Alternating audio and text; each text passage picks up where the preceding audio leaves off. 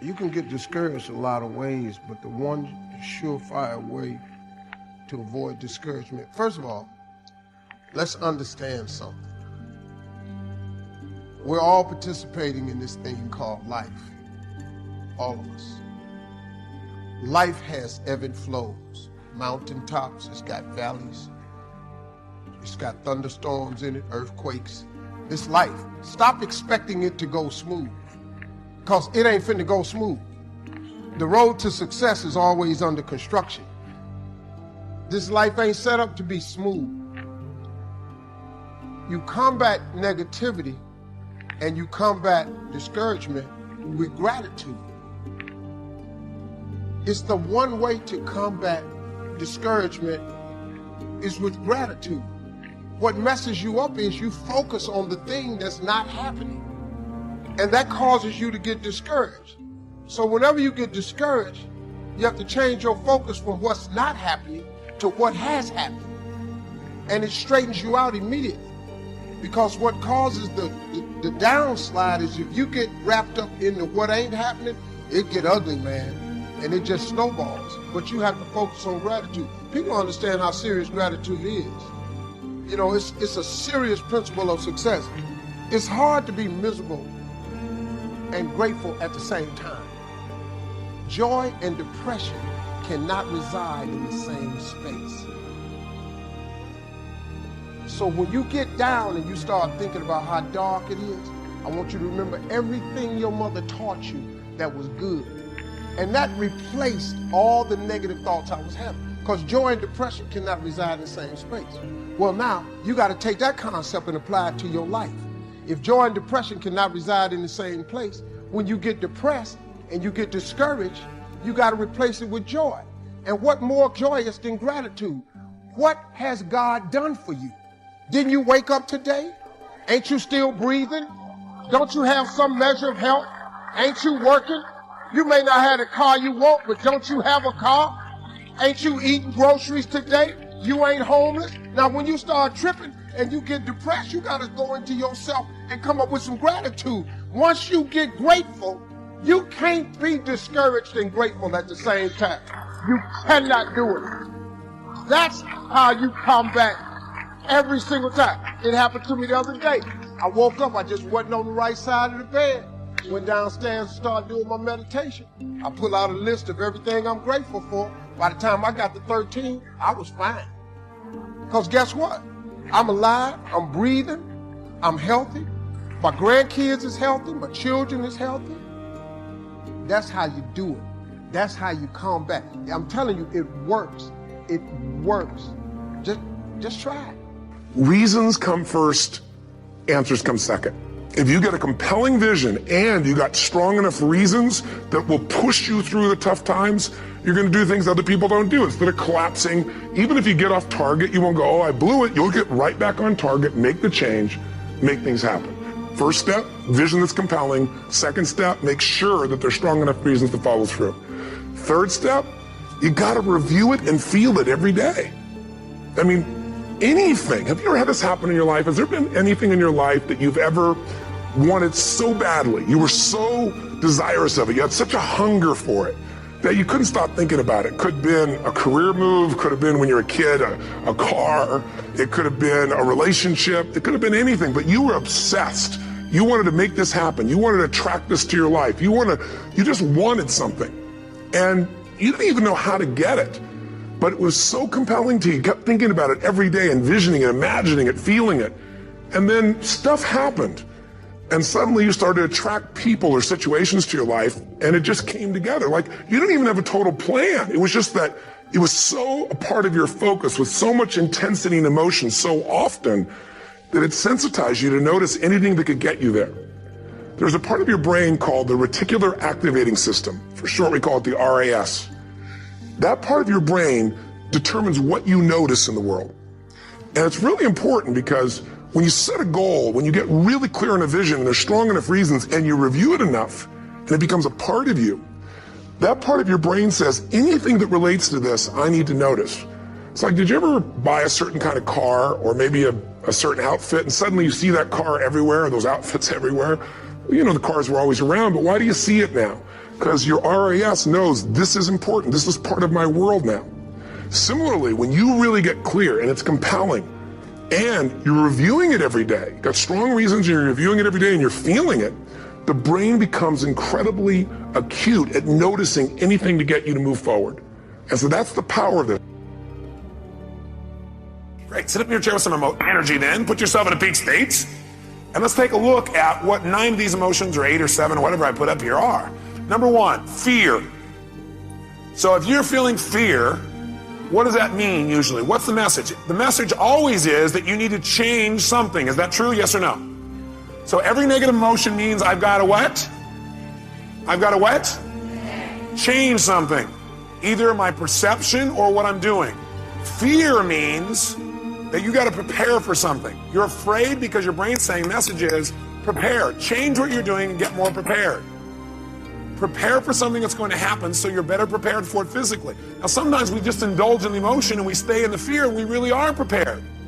For example, let's say you're going to get up to speak in front of a group and you're prepared but you still have fear. It's because you got the message, you did the work, but you didn't shut the emotion off and say, you know, I am prepared, no reason to be afraid anymore. I'm ready, I'm ready. You never told your brain, it's okay, you don't have to give me the message anymore, I've done my work. Okay?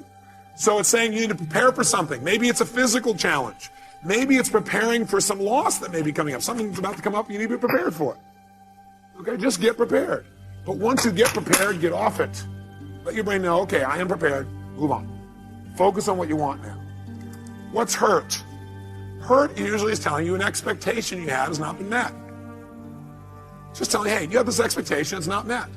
So what should you do when you have an expectation that's not met? You should focus on what you do want now. Write down your notes. Focus on what you do want now. Don't keep focusing on why you're disappointed or how somebody disappointed you or how you feel so hurt by them. An expectation wasn't met and you need to change your approach. Focus on it. Or it means you need to change your communication. Hurt means you expected someone to treat you a certain way and they didn't treat you that way. So you need to change your communication. You need to come to them and say, you know, I need your help. You know, when you communicate that way, in the past, I've interpreted that to mean you didn't care. I know you care because I know how much you love me and I love you. You know, could you help me out this way? What does it really mean to you when you do that? And then listen. Say, you know, in the future, I really appreciate it if you do it this way instead. Would that work for you? Would you be willing to do that? Okay, great, fantastic. It's a message that says you got to communicate your needs better if you're feeling hurt. Hurt means I need to communicate my needs better. Or hurt also means I need to meet someone else's needs. So you feel hurt because you didn't meet their needs. That's why they didn't meet yours. Either you're not meeting their needs or you're not communicating how to have your needs be met. Or you have an expectation, you need to move on. This is not going to work out, so focus on what will. Third, anger. Anger is a message that says you have a major rule that's been violated. When you're angry, you have a rule that's been violated. We all have rules about how things must be and how they should be. And boy, some rules, if somebody violates some of our rules, man, we really get angry, don't we? By the way, you may also be angry because you violated your own rules. Is that true? Yeah, you're not doing what you believe you must do, and you get angry with yourself. And sometimes when we get angry with ourselves, we spread that out towards somebody else, find somebody to lay blame on. 4, frustration. Frustration is a message that what you're doing isn't working, and that you need to what? Change. If you're frustrated, it means you still can succeed, but you got to change. You're frustrated, it says, God, something's here and you know you could succeed and you're frustrated because what you're doing isn't working. Change and you can still get what you want. Flex. Disappointment. Disappointment's a message, again, that you expected something to happen, it's not going to. So immediately focus on what you want now. Focus on what you want now.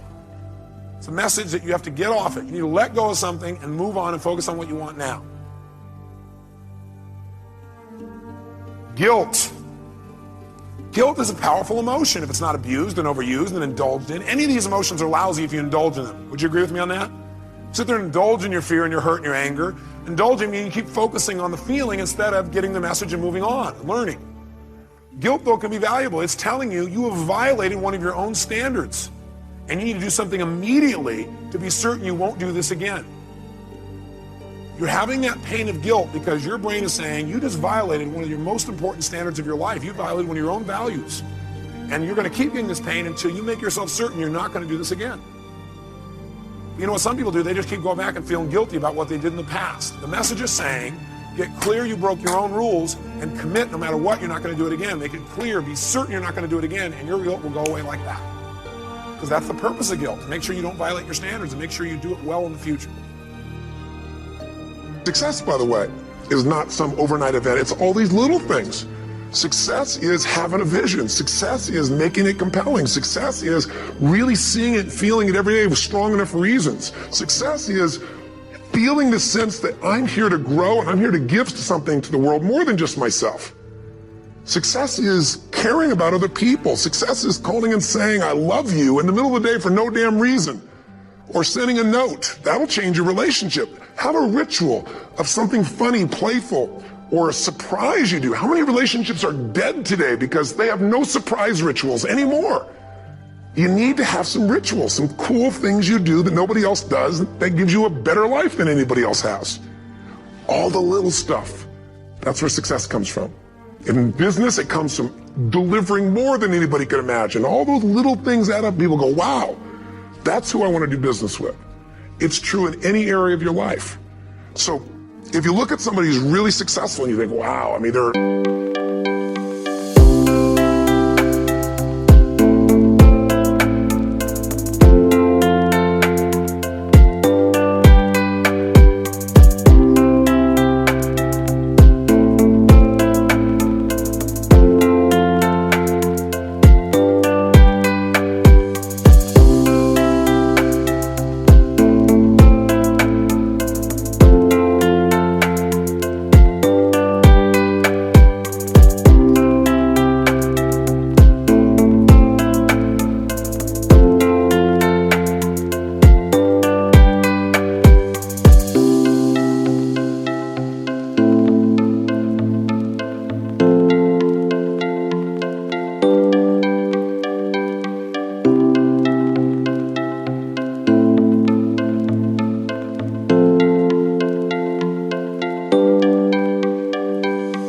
They're so amazing. They're such a genius. You got to dig underneath and you got to remember something. People are rewarded in public for what they've practiced for years in private. Myself and my business people say, how do you get up and speak and you have no notes and you go for 3 days and nights and the room is like, everybody's wired and it's incredible. It's like a rock concert. How do you do that? How do you have that confidence? Well, and you know, it's not confidence, it's experience now. But I did so much behind the scenes and I still do to make things right. I mean, how many people would know that since the time I was 17 years old, before I walk out on stage, still do to this day, wouldn't need to do it, but I still do it, I never walk out there without being in an absolute peak state of mind. You know, there are days my back is hurting, my throat was hurting, or I may have had a challenge, or my father passed away, and I've still got to deliver for these people because my standard is give my all every time. Every event has to be better. Talk to anybody who's been to our events for 5, 10 years, some of our trainers, and I'll say, I don't know how he does it. He always finds a way to make it better. That's not an ego thing. That's a standard in me. I have to find the way. And my ritual, though, is I prepare, I think, I gather new information, I figure out how to put something across better. What do people need? I spend time with our customers. I see what's going on. And before I get on stage each time, I have this little ritual. You have to want to work. You never get better if you're not willing to put in the time. Most people think, well, I'll be successful if something happens. I'll be successful if I win the lottery ticket. Look, you're not going to be successful if you don't demand it, if you literally don't stake a claim to it, say, this is mine, it's important, you're not going to have it. People, why can't you be satisfied? Why do you always got to get things so perfect? Why do you spend so much time here? When you're obsessed, people think you're nuts. High performers are obsessed about the topic in which they're trying to learn, master, grow into. And if no one thinks you're crazy, you're not yet operating to the outer limits of your potential. You're not there yet. Because somebody in your life should say, you really care about this in a crazy way. And when you get there, you know you found your thing. Most of y'all where y'all are because you never take ownership. It's always somebody else's problem. It's always somebody else's fault why you didn't do what you were supposed to do. It's not their fault. Take ownership. Take the parts that belong to you. Why? Because I'm the one that's messing up opportunities. I'm the one that keeps repeating my past. And you need to free yourself up and start doing something new. But you can't do new until you get rid of that old. Now, we've got it down to 5 and 2. And maybe that's not too dangerous. I don't know. If God would have thought of 5 and 2, he might have made it 5 and 2. I don't know. You can't think of everything.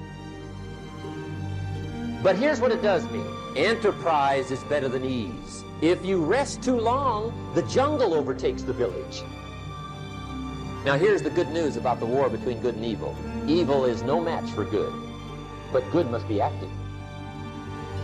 Weeds are no match for human activity, but if you stand still, how far in will they come? All the